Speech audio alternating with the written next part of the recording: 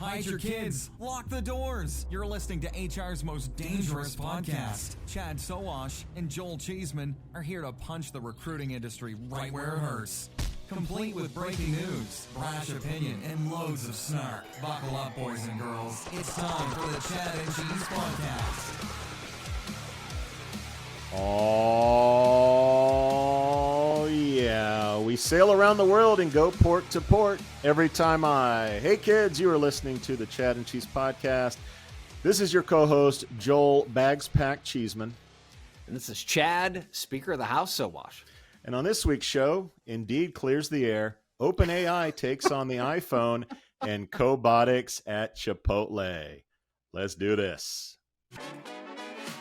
Hospitality is the heart of our society. It brings people together to share great food, drinks, and experiences. But successfully managing a restaurant or hotel is no easy feat. That's where Harry comes in. Harry is the frontline employee experience platform that helps you build, manage, and engage great teams. With Harry, managers can easily find and hire top talent, manage timekeeping, and communicate with employees at any time from any place. Candidates and team members can quickly and efficiently apply for jobs, swap shifts, and access important information entirely from their mobile devices. And Harry's robust employee engagement tools make team members feel more connected than ever. With Harry, as an owner or operator, you get a bird's eye view of your business, from turnover cost, labor cost, employee sentiment, compliance risk, and team performance. Run your business better by understanding the power of your people. Because when your team is the heart of your business, Harry is the heartbeat. See how it transforms your business. And we're back. Luckily, we went through COVID, and everybody's used to that shit now, so it's all good. So you don't want to start over? No. We'll roll right into it. Okay. As a matter of fact, I gotta do this. It's been one of those days, dude. It's fucking October. Yes. Oh. And you're right. One of the things that I am excited about is being on the road and finding myself on the beaches of Portugal for all of Q4. I can't fucking wait.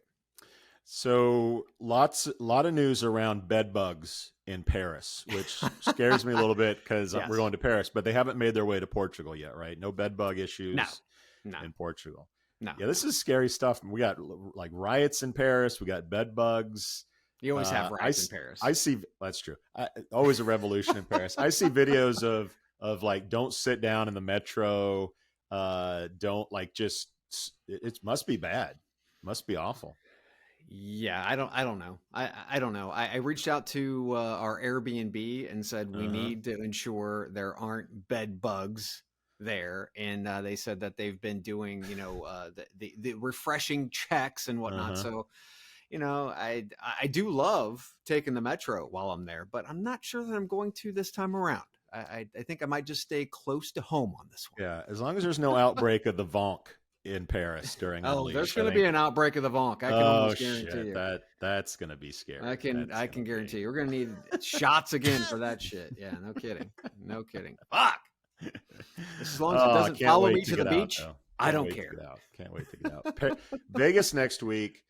We get back and basically I get a 2-hour nap and then it's off to Europe that next week. So shows will be interesting for the next couple of weeks, everybody. So enjoy this sit down, boring, well prepared for long show because there's a lot of stuff in the news. Lots of content going to be coming your way, kids. And that being said, let's go ahead and hit a little shout out action. I'm going to start out with Terry Baker. You might have heard of him before, who was just named the new CEO of Daxtra.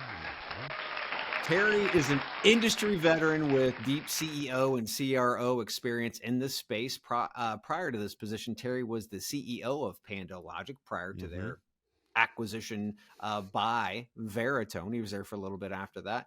And, I forgot that Terry was with Adecco for 6+ years. Remember Adecco? I mean, what a blast from the past, right? Anyways, I personally felt that Daxtra was given a knockout punch by TextKernel after TextKernel acquired Sovereign a few months back. But apparently Daxtra has a new sugar daddy. They've got some money And this is going to be the first swing I see as Terry jumping in, and we'll see if they can make some noise. But Dykstra they were around and they were in the conversation for years prior to COVID. It's almost like they caught COVID, they never came out of it because they went silent. But apparently they're back, so we will see what kind of ammunition they have. Because I'm going to tell you right now, yes, TextKernel is a sponsor of the show, but I'm gonna tell you right now, kids, they are the world fucking leader in this space, especially after buying Sovereign, right? So they're a force to be reckoned with. So good luck to Terry. Yeah, I'm just happy that Terry's working for a Scottish company, which means there could be bottles of scotch show up at my house randomly. That's what I'm excited about, everybody. That's what I'm excited about. Well, speaking of companies with a lot of money, yes, Jamie Dimon gets a shout out from me. I know how you love a good Jamie Dimon shout out, but anyway, I digress. JP Morgan Chase CEO Jamie Dimon expresses optimism about the benefits of AI, predicting it will lead to a shorter work week and enhance various aspects of the bank's operations. Dimon said this week in an interview with Bloomberg, quote, "Your children are going to live to 100 and not have cancer because of technology, and literally they'll probably be working 3.5 days a week." Of course, if they're working for JP Morgan Chase, all of those days will be in an office. Shout out to Jamie Dimon. All right. On the other side of that spectrum, shout out to unions who seem to be getting their mojo back. Since UPS, SAG-AFTRA, and the UAW started making waves, more unions started following their lead. This week, Kaiser Permanente had 75,000 workers walk off the job, which is the largest healthcare workers strike in history. The American workers have taken lower pay year after year after year, while profits reach record levels. Executives take huge pay increases, and stock buybacks occur, and that they're becoming the norm. The rich get richer off the backs of the people who are actually performing the work, and this makes the union mojo even stronger. So here we go, kids. Shout out to Union Mojo. That escalated quickly. Yeah, unions are having a moment, but I hope they're not having too big of a moment while we're in Vegas, because apparently the service folks want to strike. And if I can't get a Lafrogue at the bar, I'm going to be really upset in Vegas. If I have to serve myself, I'll be okay. It is not going to be going to be good. You know who needs a union, Chad? It's all the AI actors that are going down recently. This week, Tom Hanks, the real Tom Hanks, warned fans about a fake advertisement using an AI-generated version of his likeness without permission, sharing an image of the ad on Instagram and highlighting the issue of deep fake technology. But wait, Chad, there's more. Zelda Williams, daughter of the late Robin Williams, criticized the use of AI to recreate her father's voice this week, expressing concerns about consent and the impact on living actors, saying, quote, "These recreations are, at their very best, a poor facsimile of greater people, but at their worst, a horrendous Frankensteinian monster cobbled together from the worst bits of everything this industry is," end quote. Methinks this is just the beginning of AI's weird dance with Hollywood, Chad. I agree. I hope that AI doesn't get into the free stuff business. That's all I got to say, because while we're at it, you can go to chadcheese.com/free, where you can win beer from Aspen Tech Labs, whiskey from who you heard earlier, TextKernel, t-shirts from JobGet, and if it's your birthday, kids, you could win rum from Plum.io. Go there and get your assessment done. Really? Can you feel the tension in the air right now? I know I can. I can feel it all the way down in my blood. That's right, everybody. As Chad chugs another beer, let's celebrate another trip around the sun. Cheers. Some birthdays of fans this week. And by the way, I put in, I think, 2 or 3 weeks in our birthdays, because we're probably going to miss them next week after Vegas hangover. So celebrating, is that a Great Lakes? Very nice. Cleveland style. All right. That's good. All right. We got Daniel Bryan Fellows, Mark Jenkins, Gary Gray, Denise Adams, Cheryl Calloway, Jameson Stark, Tom Kenny, Ryan Beck, Gareth Thivu, Tom Hannon, Brandon Pointer, Carla Dewey Goings. Does that sound Dewey Goings? That sounds fake to I me. love it. I don't No, know. it does Carla, sound fake, but I like it. Carla Dewey going. Todd Duclos, Tom Stonelank, and our favorite Scott, Stephen McGrath. All There we go. celebrate. Yes. Another birthday. We will see Stephen in Paris. Maybe he'll show up with a little liquid gold for us down there in Paris. Hint, hint. Hint, hint, Stephen. Although it's his birthday, maybe we should be the ones bringing something. That's not how this works, Joel. That is not how this works. We're the podcasters. We don't pay. Well, you're talking about events. We've got HR Tech next week in Vegas. If you're going to be at HR Tech, where can you find the Chad and Cheese? Where can you find T-shirts? Where can you find, I don't know, beer and food?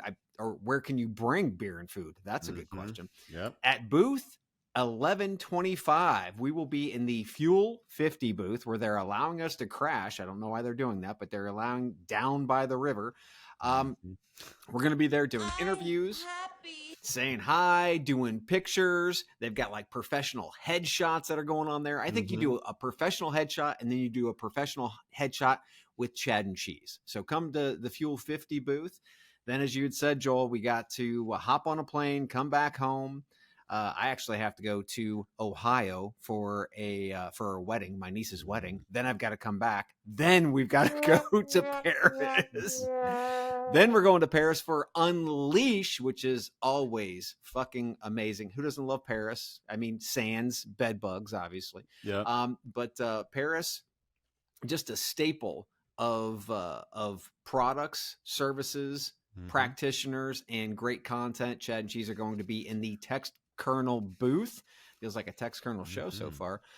So come out there. And then December 4th through the 6th, I'm going to be in London for TA Tech Europe, where I'm going to be emceeing. So it's going to be a good time. We've got a lot of stuff going on. And fuck, guys, we're in Q4. Come out, enjoy the rest of the year, and do that at HR Tech, Unleash, and TA Tech. So let's touch on this pictures with Chad and Cheese at HR Tech trend. I want to start a new LinkedIn profile pic trend. I want to see a bunch of profile pics with Chad, I, and whoever is taking the photos. I think that's a trend we can all get behind. Unlike the trend of my record in fantasy football, you Chad, suck. it is a tough. It's a tough A player, baby. It's a tough first quarter of the season. Our fantasy football is sponsored by our friends at Factory Fix, which they've apparently thrown a ringer into the mix because their number 2 on the leaderboard is Joe Dixon. But number one is Marcy Mallrat, who I think is in her 4th week now. Well, I guess 3rd week at number 1. She's kicking ass at 4-0. Joe Mama Dixon, number 2, followed by Michelle Sargent Pepper, Brent Barry Losi at number 4, Dina Freeman Perro, number 5, number 6, Chad Sweet Spot Sowash. Sweet Spot, he's right in that middle. He's not showing off. He's not falling behind, just like Costanza. Number 7, Jack and Jill Patterson. She's got an MBA, I know, because it's in her name on LinkedIn. Number 8, Dean Ozzy Osner. Number 9, Kristen Bell Urban. Number 10, Jasper Indiana Sponjart, our European guy in the mix. Number 11, Joel Blue Cheeseman. It's blue because I'm kind of blue that I'm so down the line. And number 12 in the caboose, again, Dennis, last year's champion, Terrible Tupper, rounds out our fantasy football. I almost knocked Marcy off the fucking top. She had 27. Her defense scored 27. Dallas defense 27 points, which is like 3 times the normal amount. So I thought I had her, and then Dallas played, and I knew I was fucked. I every week have a opponent who has someone who blows up. This past week, it was McCaffrey. McCaffrey had like 50 dude scored 4 touchdowns. And I lost by 4 points. Like that I still feel good about my team. When That I played hurts. you, it That was hurts. Keenan Allen, right? Who had like 40 some points. Every week someone blows up that tanks my team, but it's a long season. Half the league is at 2-2, so there's still hope. I got to perform this week, but It's okay. But otherwise, yeah, it's not been a good season for me at all. Topics. All right, let's get into Playoffs. some layoffs. Layoffs. To start the show. Snag a Job is on life support. The company who says they're the country's largest marketplace for hourly work and who had a round of layoffs in August 22 has laid off, quote, many workers. That's according to a post on LinkedIn by a former employee. Also, according to LinkedIn, the company has hired pretty much no one in 2023 and has seen a 33% reduction in sales and engineering in the past 12 months. In the past 24 months, there's been a 38% reduction in headcount. They currently have 216 total workers. We'll see how much they have a year from now. I talk about CareerBuilder and Monster getting acquired by European sugar daddy. Screw that. Job and Talent, if you're listening, Don't Snag do a it. Job is on sale now at your local TJ Maxx. Don't walk, run to get this on the cheap job board in America. Don't do it. Oh my God, don't do it. These companies and the ones that we talk about that are definitely they've just fallen off the cliff, for God's sakes. When you see salespeople being pushed out the door, that's a huge fucking identifier. That's a huge signal that things are fucked up, right? Yeah. So I did see many salespeople on LinkedIn saying that they were part of the purge. And all I can say is we should play Taps right now because they're dead. I mean, Snag a Job is pretty much dead at this point. Yeah. I'll see your what was it that you said? Taps. I'll see your taps and up you a car crash. How about that? But that's not all, Chad. Okay. Meta, your favorite social media site, is planning to lay off employees this week in the unit of its metaverse division. That's according to Reuters. We don't know how deep the cuts will be, but 600 employees work on the metaverse project. I wonder if they'll be laid off in person or in the metaverse. Chad, what do you think? I think that Mark Zuckerberg obviously doesn't know where the puck is going because where he's skating is not working. And I don't know how many times we've talked about CEOs where they can reach a certain level, right? And you've got your startup CEO, then you've got your take it to the growth stage CEO, and so on and so forth. He's been around since day fucking one. Yeah. He just needs to go find a fucking yacht, be chairman of the board, and give somebody else the reins because this motherfucker does not know what's going on. Hey, go have your cage match with Elon. Go train for that, right? Go train for that. But get the fuck out of Meta because you were fucking things up, dude. I guess that means you're not going to buy their new Ray-Ban augmented glasses, Chad. I feel like I'm taking crazy pills. All right. Well, that is our layoff segment of the show. Playoffs. Let's get to some real news, shall we? Yes. Two of our favorite companies are in the news this week, Chad. First up, Indeed says there's nothing to see here. They've apparently resolved initial issues with its pay-per-apply system. Raj Mukherjee, a senior executive at Indeed, mentioned during a marketing conference that employer satisfaction has improved since the PPA rollout. The company plans to continue with PPA while also offering pay-per-click with daily budget limits for the foreseeable future. They're also getting into AI in a big way, soon to be using it to enhance matching and messaging technologies for employers, including drafting email responses, creating job seeker profiles, and improving response rates. Chad, what are your thoughts on the news from Indeed? So Indeed is trying their nothing to see here, as you'd said, bit again. Yeah. All right, move on. Nothing to see here. Please disperse. Nothing to see here, please. Okay, it's funny because they sprinkle AI into this, which is a total diversion, right? I mean, it's like, oh, look over there. Nothing to see here. Look over there. Raj Mukherjee, or whatever the fuck his last name is, Rob M. said employer satisfaction has improved considerably with the pay per application product. So remember, Indeed was charging companies at like around 10x. I mean, it was, the system was going out of whack, right? So improved considerably is a fucking low bar, Raj. Okay, that's a low bar. It's improved considerably. Okay, low fucking bar. Let's get back to the basics here. Again, they're trying the diversion of AI. Don't bite on that bait. On the SMB side of the house, small companies will have to pay higher rates for a wave of unqualified candidates with a new shade of lipstick on the Indeed pig called pay for results, which is the exact same as pay per application, right? Pay per apply.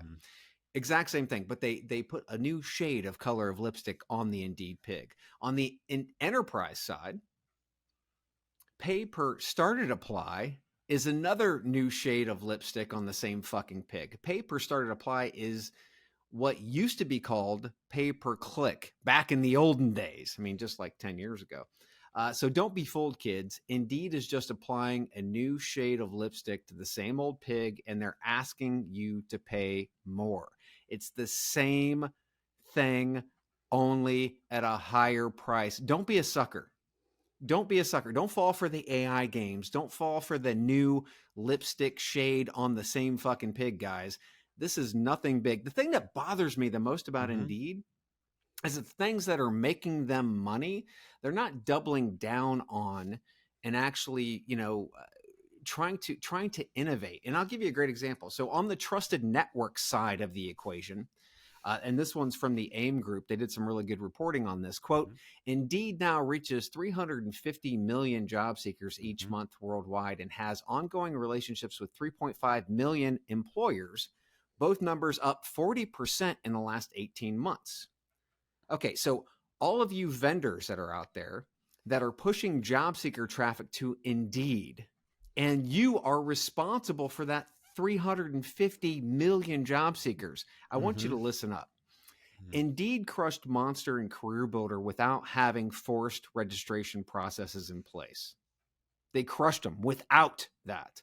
Now Indeed forces job seekers to register, which means they're actually siphoning your talent pools. If they now own your talent, what the actual fuck do they need you for? So you're going to be squeezed and squeezed and squeezed until you're dead, or just zombie companies like CareerBuilder and Monster. But remember, kids, there's nothing to see here.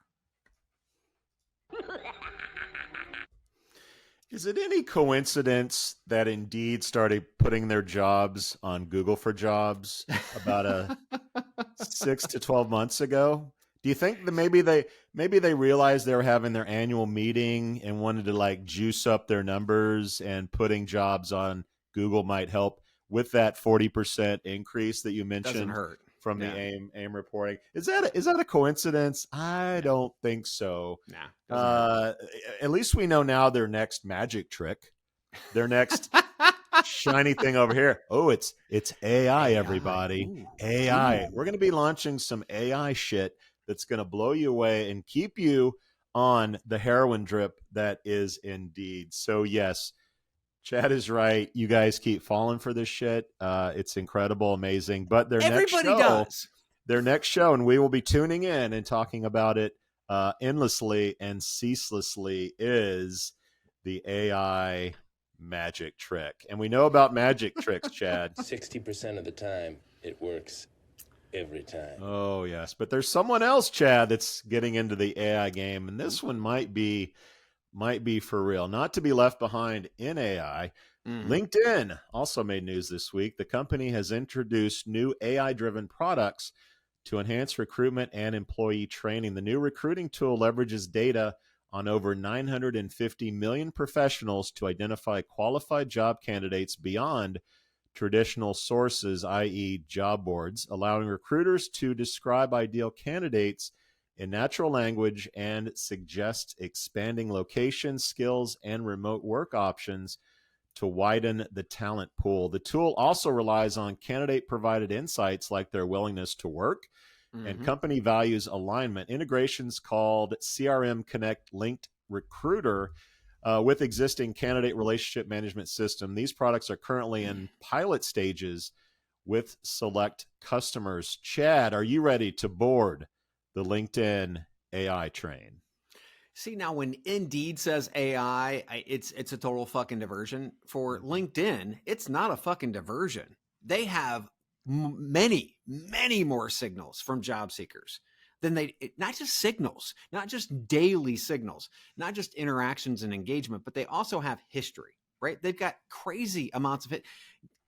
They are 21 fucking years old, which just blows my mind. They're legal to drink, which I need another beer here in a minute.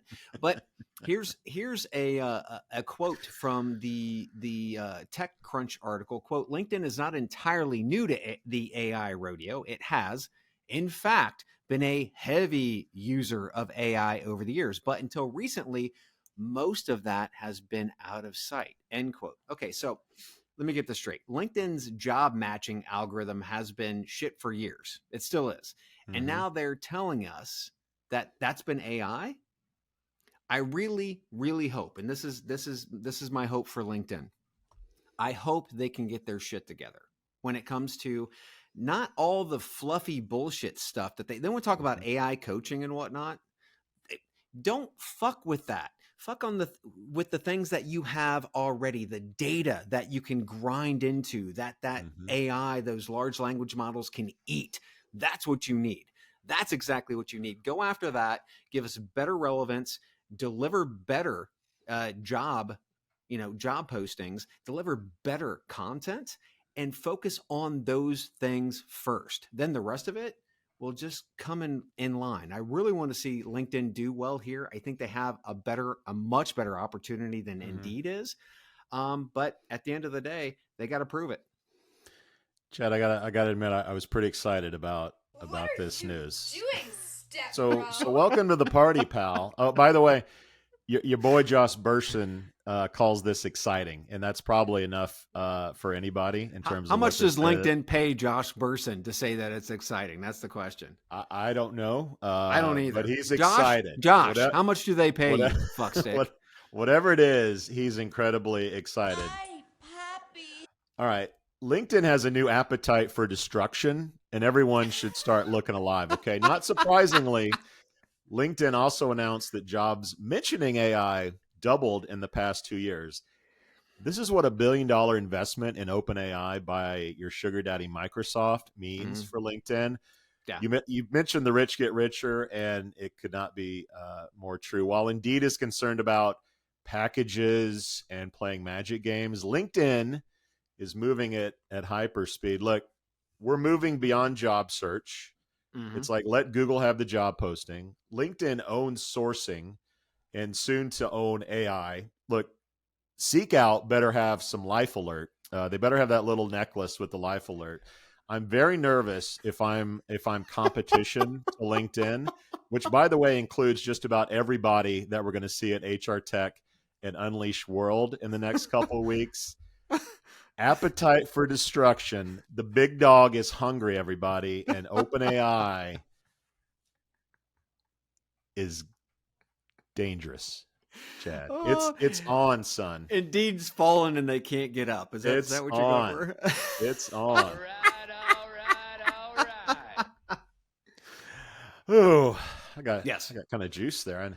I guess. I need one of your beers, I think. Yes, I'm going to have to go get another one. All right, let's go to our next news story. OpenAI versus Apple. That's right, more AI, everybody. OpenAI is reportedly exploring the development of an AI hardware device. Sam Altman, OpenAI's founder, has had discussions with Johnny Ive, renowned for designing Apple products, about this endeavor. While specific details about the product remain limited, it suggests a potential next-generation consumer electronic device that integrates AI into your daily life. Sounds like it's about time to dump the Android, Chad. What are your thoughts on this development? So I got to say, Apple is the only big player that's not in the generative AI product game, right? I mean, they're doing something. They got stuff going on in the background. Don't you? Okay. We'll hope that that's the key. Well, if not, that means that they have an exposed flank, as Google and Android will probably integrate Google Genesis into their operating system with, while Apple does what? They're going to have to lean heavily on Microsoft or Amazon at some time. So this is a very, very big signal to Apple that they cannot sit back and watch. We've talked about Amazon last week becoming a much bigger player in the generative AI game by dumping $4 billion into Anthropic. More importantly, this is Sam Altman signaling to investors who have sunk billions of dollars into OpenAI. Yeah. Apple isn't a purveyor. I mean, they I think have a great opportunity to get in the game late and still dominate, but they have to get in the game. That's the thing. Now, being able to actually create a device, whatever that AI device is, it's going to have to be a mobile phone. It's going to have to be, because this is what we're used to. This is what we're addicted to, right? So it has to be something like this. If you create something else, like, I don't know, VR headset or something, it's just not going to happen, right? And you can't fit a GPU into this, right? So he has to figure out how AI works with something that is not going to be AI. It's going to have to be a conduit to AI. So it's going to be interesting. Smarter people are going to be answering this problem when we get to sit back and watch. And I'm excited because these are big fucking companies, kids. And let me say this real quick. The big names are NVIDIA and AMD, because none of these companies, these AI companies, will exist in the future without these companies producing their GPUs. Period. Yeah. Doesn't anyone notice this? I feel like I'm taking crazy pills. So, Chad, you know that I'm prone to the occasional SEO geek article, podcast, etc. And I always wonder, like, what's today? What's after search? What's after this phone in your pocket? Like, there's got to be something next. And when I heard this, I thought, okay, what the hell does this look like? And I was listening to sort of a future of SEO search and how this would work. And so right now, all the major publications, authors are suing OpenAI for their data and taking their data. Now, assuming that they either win that case or that case is in court for the next decade, what do those companies do to protect themselves, to protect their business models? And what this one pundit thought was, they're going to be walled gardens everywhere. Yeah. And we're all going to have co-pilots, assistants, whatever we want to call them. And we will ask our assistant questions. And the assistant will basically ping all these walled gardens that you either have a membership to or a subscription to, or somehow you've connected with these content providers.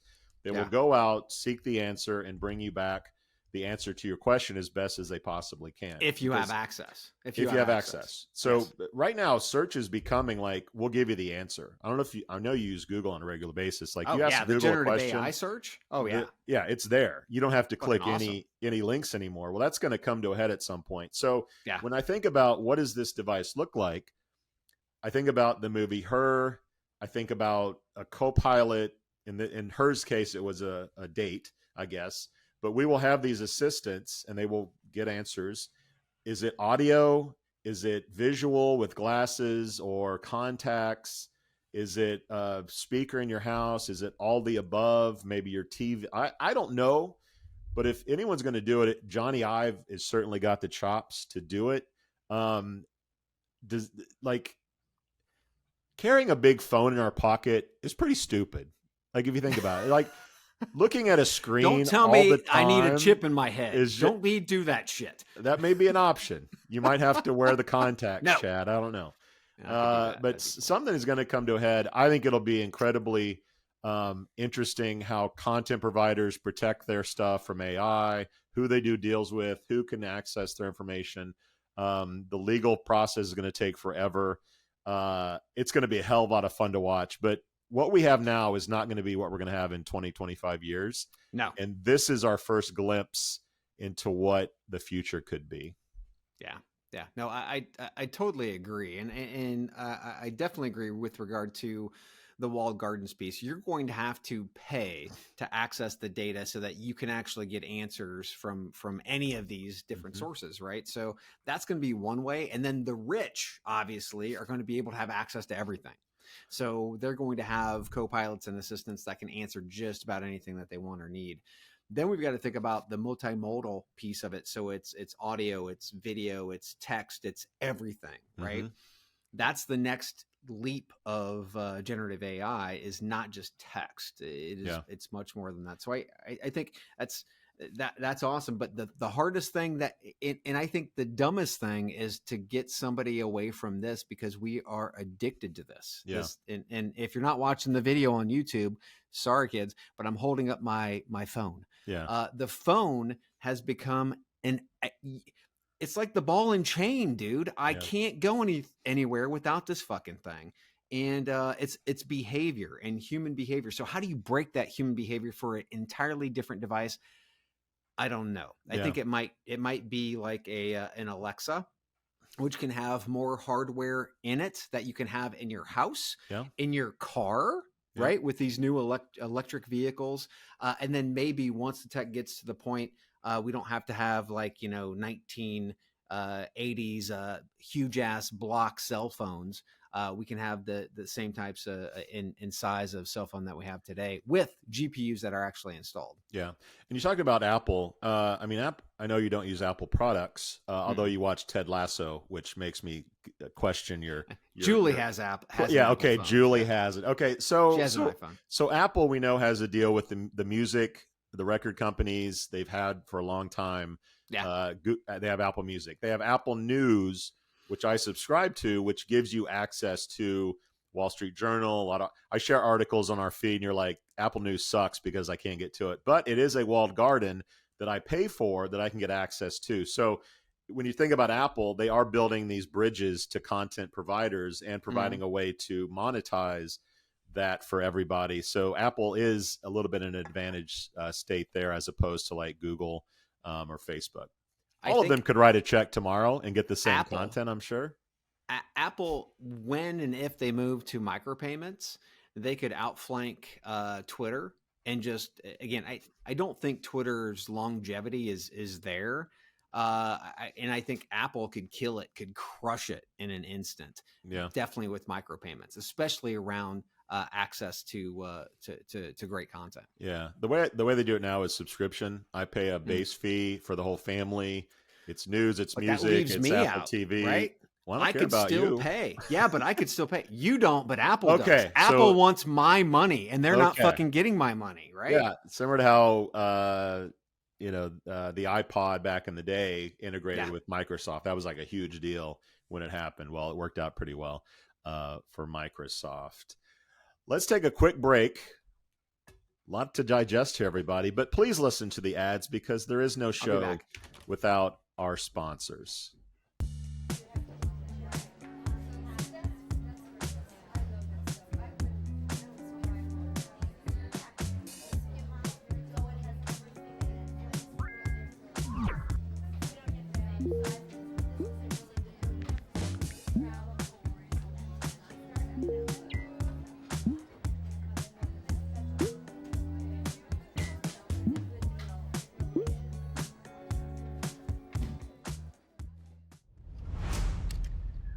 All right, Chad, who's in the mood for a little who'd you rather? You know how the game is played, right? We talk about two companies that recently got funding, and Chad and I decide who would we rather. If you know what I'm saying. All right, first up we have Transfer, Voodoo Ranger. Yeah, little pedestrian, Force, but it's pretty good. It's all good. All right, Transfer. That's TRANSFR, kind of like Flickr from back in the day, Chad. You remember Flickr? A New York City-based company has raised $40 million in Series C growth funding, bringing their total to $90 million. They offer immersive simulation training for various careers. i.e. VR, with trainees using headsets to engage in real-world skill development and practice. The funds will be used to expand the executive leadership team, scale the platform, and develop new training simulations covering a wider range of skills and scenarios, including Espanol. They are currently deployed in over 1,000 locations nationwide across various industries. And that is transfer. But let's go to our next corner. We have Hiring Branch. Straight out of Montreal, Chad, one of our favorite cities in Canada. Take off, will you? We're doing our movie. Don't wreck our show, you hoser. Hiring Branch has secured $2.5 million. The company plans to use this funding to support its growth and expand its AI capabilities. Hiring Branch measures and assesses soft skills required for different roles. Their approach includes benchmarking top performer skills and creating tailored scenarios to evaluate candidates, resulting in what it says are improved hiring quality and efficiency for their clients. So, Chad, two companies, only one can survive. Who'd you rather? Well, first off, little love for us. So you're talking about foreign languages. Chad and Cheese have almost 50 episodes that are in 5 different languages. Obviously, we've got number one, English. Then we've got Spanish, French, Portuguese, and German. That's right. You can find the Chad and Cheese podcast in 5 different languages. Believe that shit. Okay, on we to did it before Spotify, Chad. We did it before Spotify. Everybody. Way before Spotify. So I believe the only real practical application for VR, AI, AR goggles today is for training purposes, which is what Transfer is doing. But in general, companies who continually whine about the skills gap, they still have done nothing to close it, right? Yeah. Generative AI is the new tech darling, which has pushed any platform with AR, VR goggles further down the rabbit hole. Plus, as we talked about earlier, Meta is actually laying people off.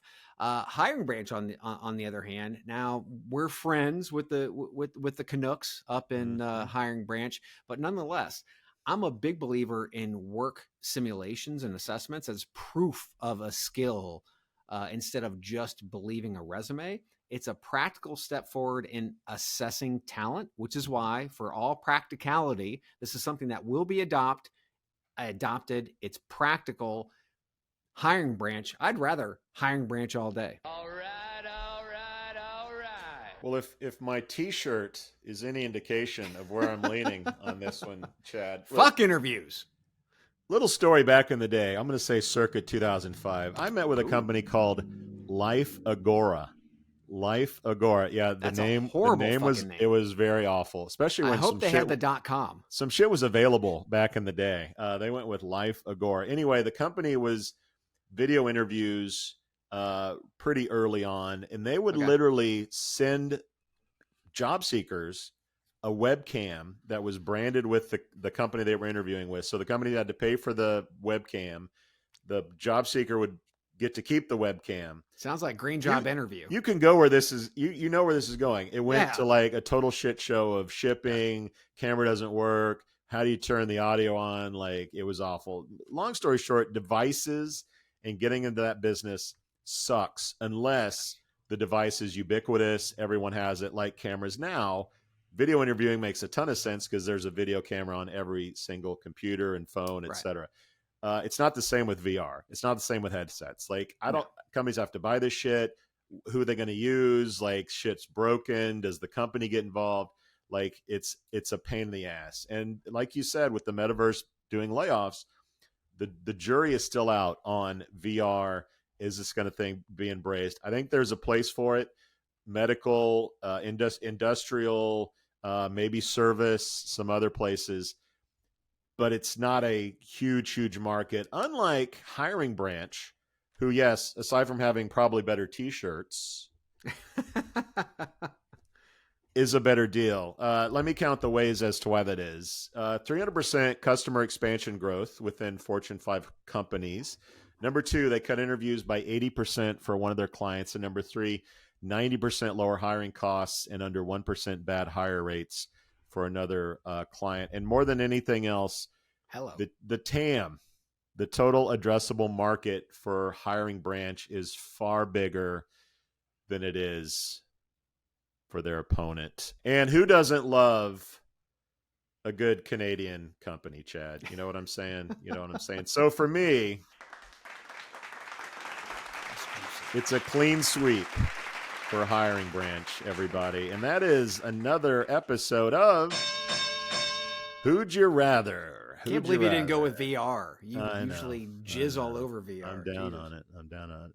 I love the Canadians. You know that. I love the Canadians. That's a good point. I can't get enough. Literally, yes. Can't get enough of the Canadians. Take off, we were doing our movie. Don't wreck our show, you hoser. All right. Next story is the ongoing strikes by unionized workers at GM, Ford, and Stellantis have drawn the attention of non-union auto workers at rival companies like Tesla. Some non-union workers support the UAW's demands, while others remain skeptical, particularly when it comes to concerns about job stability and perceptions of unions. Despite the challenges, the UAW is looking to expand its presence and influence in the auto industry, particularly in non-union plants. Unions are having a moment, Chad, like we've already covered, but what are your thoughts to their expansion?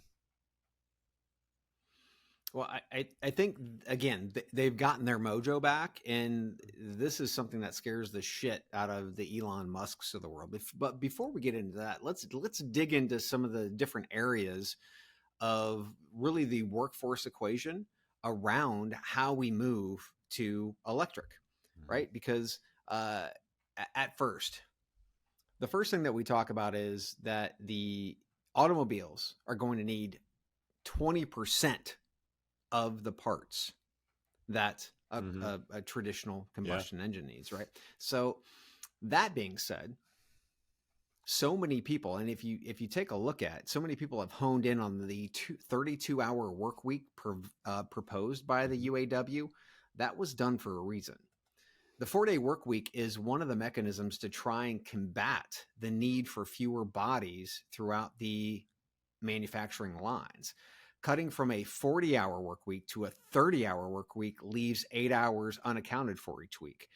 Will the automakers just close up for those 8 hours?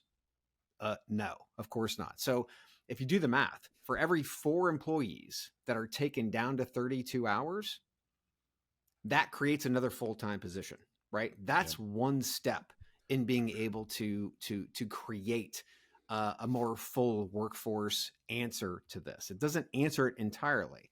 Now, the parts manufacturing landscape will change immensely, only needing 20% of the parts. What do you do to boost the jobs numbers? Well, you bring those jobs back to American shores for the cars that are manufactured here, and you create parts manufacturing jobs for the electronic cars that obviously are across the pond. Our biggest supply chain issues during the pandemic and even today are a lack of redundancy.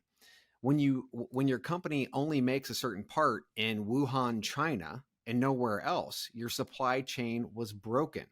So I really believe we need to legislate redundancies. And since electric vehicles will provide much larger margins, and the auto companies are already making record profits as it is, that's one of the only ways we can shore up supply chains while creating more jobs for where the vehicles are actually sold. And here's some real quick data around that.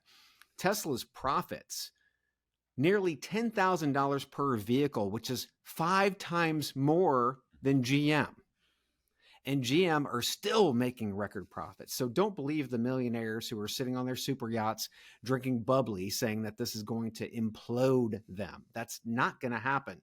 The future is electric. Higher profits, better margins, more jobs is definitely electric. That escalated quickly. Look, we've talked about this for weeks. Labor has been getting their ass kicked for 40 years. It's kind of shocking it took this long to happen. I think it's a matter of automation becoming real for people in a way that it hasn't ever been. I think inflation, I think the pandemic was an eye-opener for everybody. This is a window for labor to basically get theirs. Because I think that Mexico is the new China. There's a threat of nearshoring. Obviously, politically, we can deter Tariffs. some of that tariffs. Yeah. Mm-hmm. But the future is automation. If you look at a Tesla plant, there aren't a lot of people there. It's, I think, 17 parts versus 50 or 60 plus in a combustion engine. If EVs are the future, then there are going to be less workers no matter what in the long term. You have the added kick in the nuts in that the government is pushing for EV vehicles, which says, hey, our window may be closing faster than it should be. With the $7,500 tax credit, more and more people will be looking at EVs than they have before. Mm-hmm. So I think that's why that's politically dangerous, because you have Biden on one hand pushing the green agenda of EVs and pushing incentives to do that. But then you also have him on the picket line talking about unionized workers should be getting paid what they are worth, et cetera. Ultimately, what I'd love to see happen, and I've mentioned this a couple times, is the government stepping up with a fair living wage, a minimum wage increase. We know what it is now. Increases have been anemic. Make it $25. I mean, have exceptions for maybe teenagers or certain rural areas, or maybe startup companies or small businesses. But like, if the government just says, hey, here's the level playing field that we're all going to play on. It's fair for everybody. We don't get in these states versus states. We don't get in these political battles and all these things that are headaches. Mm-hmm. A living wage by the federal government is the ultimate union. And I'm surprised that in an election year, we're not hearing more about what the government can do to make labor more prosperous. They seem to be playing politics with the union workers and treating them as a swing vote, as opposed to looking at the bigger picture, which hopefully we'll see come out in the election in 2024. But I'm not super optimistic on that one. Well, I mean, the United States only works from quarter to quarter anyway. We don't look 5 years down the road or 10 years down the road. And the green agenda, let's just be clear, is a life agenda. This is trying to make sure that we have great lifestyles moving forward. And, the whole oxygen thing is pretty important too. But if we take a look at a living wage from state to state, and then if you open a plant in Alabama, which you've seen companies do because it's much cheaper to get talent there. The thing is, if you still force the living wage up, it is more, it's much more of a level playing field. But the thing we really need to focus on, and I think will drive wages up, is if we put legislation or a cap in place to say, look, CEOs can only make 30 times that of their lowest waged employee. If they want to make more, they got to move everybody up, right? We've talked about the rising tide. That's been bullshit for decades. The only way we get a rising tide is to cap the dollars on the top to be able to raise everybody else up with them. Yeah, that's a great point. I doubt it's a Chad original, but it's still a great point. No, it's not. It's look, not.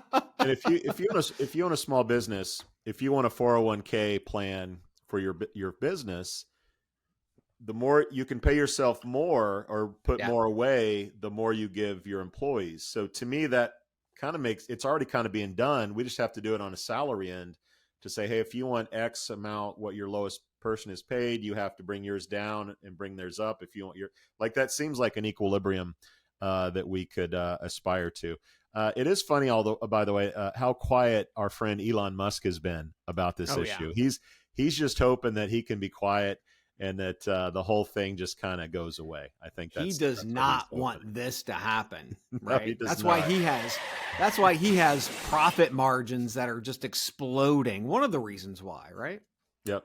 Well, let's take another quick break, and we'll get to one of my favorite topics. But you got to stick around to know what it is. All right, Chad, let's get to some real news, shall we? I was waiting for that. It's like we've been doing a podcast for 6 years together. All right, your Chipotle burrito will be rolled by a human, but its guts may soon be assembled by a robot. The fast casual chain announced this week a new automated digital make line. Get it? Make line that uses machines to build bowls and salads to customer specifications. Human employees are then expected to incorporate the robot-assembled ingredients into burritos, tacos, and quesadillas. The shift is part of Chipotle's foray into cobotics, collaborative robots that work with rather than against humans. For now, at least, Chipotle's Chippy, Autocado, and other cobotic efforts will work alongside their human coworkers to get orders filled. Chad, what are your thoughts on cobotics at Chipotle? I'm only thinking about universal basic income at this point. I mean, because I say the robots work with humans, and so they can take over the human jobs. Yeah, I mean, so at the end of the day, that we used to have, you and I, when we were growing up, much different than it is today. We had to go find a job, and for the most part, we went to work in fast food. I worked at Burger King. I worked at Mr. Hero. Right. I did those things because I had to. Yeah. If I wanted money, my parents weren't just going to give it to me. I had to go fucking make that money. So I did. Today, it's different. Mm-hmm. We evolve. I appreciate that. We don't have kids doing those jobs as much, and it's much harder to find individuals, especially with the immigration, kind of like constraints on immigration that we do have in some cases. So these companies have no choices, right? Especially when it comes down to this. Now, when it comes to fast food, I would love to see that industrial complex shrink dramatically, just as long as Chipotle is not a part of it, because I do love some Chipotle. I do. And just in case you didn't know, my policy when there's a burrito in my hand. Just the tip. Oh, no, it goes all the way in. Look, Chad, there's no way around it. There are going to be fewer food and burrito prep workers at Chipotle. Assuming the quality stays the same, I don't think consumers are going to care whether a human being or a robot makes up their bowl. On the flip side, Chipotle needs to hire more workers to deliver food. Right now, DoorDash, I think, brings me my barbacoa bowl, but there should be a Chipotle-branded delivery person, and they should combine it with their rewards program, of which I'm a proud member, Chad. After so many orders, for example, I should get a free trucker hat or maybe a T-shirt with that delivery. It's less about the automation and more about the UX, Chad. It's all about the UX. And that's why we're launching our new Chad and Cheese experience. We're going to automate this podcast so we can randomly show up at listeners' offices and homes for a new way to engage the brand. Maybe we can order some Chipotle while we hang out with some of our fans, Chad. Oh, yeah.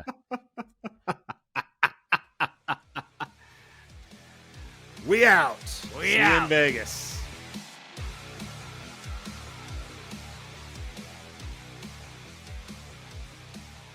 Thank you for listening to, what's it called? A podcast. The Chad, the Cheese. Brilliant. They talk about recruiting.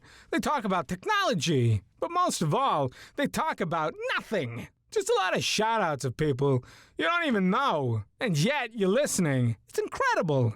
And not one word about cheese. Not one. Cheddar, blue, nacho, pepper jack, Swiss. So many cheeses and not one word. So weird. Anywho, be sure to subscribe today on iTunes, Spotify, Google Play, or wherever you listen to your podcasts. That way you won't miss an episode. And while you're at it, visit www.chadcheese.com. Just don't expect to find any recipes for grilled cheese. It's so weird. We out! Oh, dude. All right, is the Portugal jersey a subliminal message that you're ready to get the hell out of the U.S.? As we sit in a rainy Indiana, Wait a minute, my dogs are going. The dogs crazy. even want to go. That's right. My God, my dogs want to go to Portugal.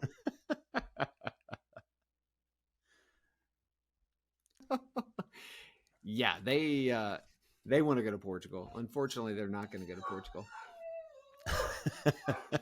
I'll be back. There's a cat. There's a cat.